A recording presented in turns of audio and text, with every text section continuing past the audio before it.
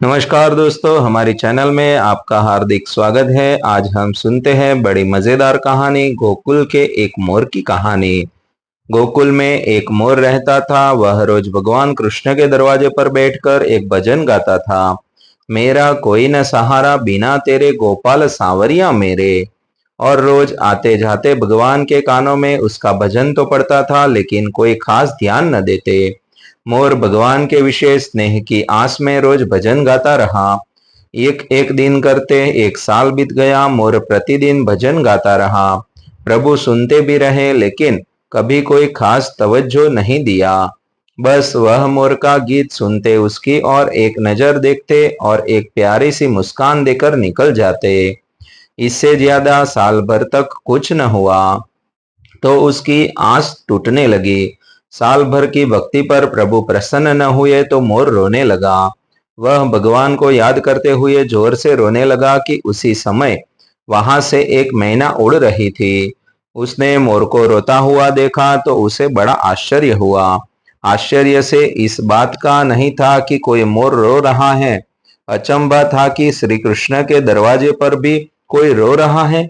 मैना सोच रही थी कि कितना अभागा है यह मोर, जो उस प्रभु के द्वार पर रो रहा है, जहां सबके कष्ट अपने आप दूर हो जाते हैं। मैना मोर के पास आई और उससे पूछा कि तू क्यों रो रहा है। मोर ने बताया कि पिछले एक साल से बांसुरी वाले छलिए को रिझा रहा हूँ, उनकी प्रशंसा में गीत गा रहा हूँ, लेकिन उन्होंने आज तक मुझे पानी भी नहीं पिलाया। यह सुन मैना बोली, मैं बरसाने से आई हूँ, तुम भी मेरे साथ वहीं चलो। वे दोनों उड़ चले और उड़ते उड़ते बरसाने पहुंच गए। मैना बरसाने में राजदी के दरवाजे पर पहुंची और उसने अपना गीत गाना शुरू किया। श्री राधे राधे राधे राधे बरसाने वाली राधे। मैना ने मोर से भी राधा जी का गीत गाने को कहा। मोर ने कोशिश तो की, लेकिन उसे बांके बिहारी का भजन गाने की ही आदत थी।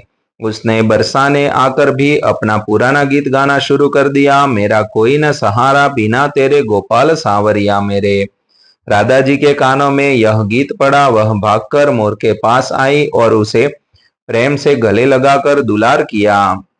राधा जी मोर के साथ ऐसा बर्ताव कर रही थी जैसे उनका कोई पुराना खोया हुआ परिजन वापस आ गया है। उसकी खातिरदारी की और पूछा कि तुम कहाँ से आए हो।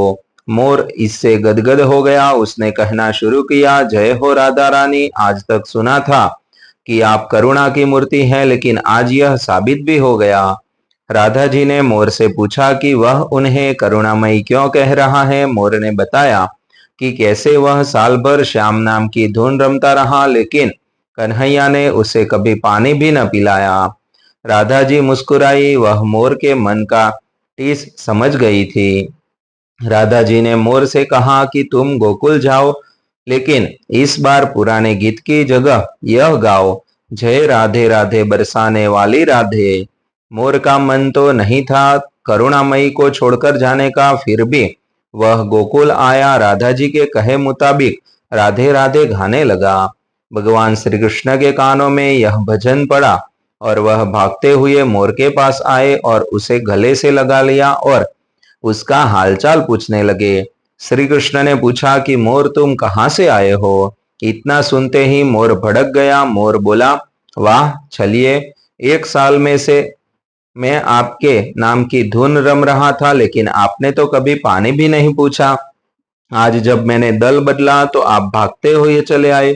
भगवान मुस्कुराने लगे। उन्होंने मोर से फिर से पूछा कि तुम कहाँ से आए हो। मोर सांवरिया से मिलने के लिए बहुत तरसा था। आज वह अपनी सारी शिकवा शिकायतें दूर कर लेना चाहता था। उसने प्रभु को याद दिलाया, मैं वही मोर हूँ जो पिछले एक साल से आपके द्वार पर मेरा कोई न सहारा बिना तेरे गोपाल सांवरिया मेरे गाया करता था। सर्दी गर्मी सब सहकर एक साल तक आपके द्वार पर पड़ा रहा। भगवान श्री कृष्ण ने मोर से कहा, तुमने राधा का नाम लिया, यह तुम्हारे लिए वरदान साबित हुआ।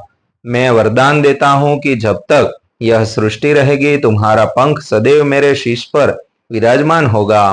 दोस्तों, ऐसी नई नई कहानी देखने के लिए हमारा चैनल सब्सक्राइब कर लीजिए और वीडियो को शेयर कर लीजिए।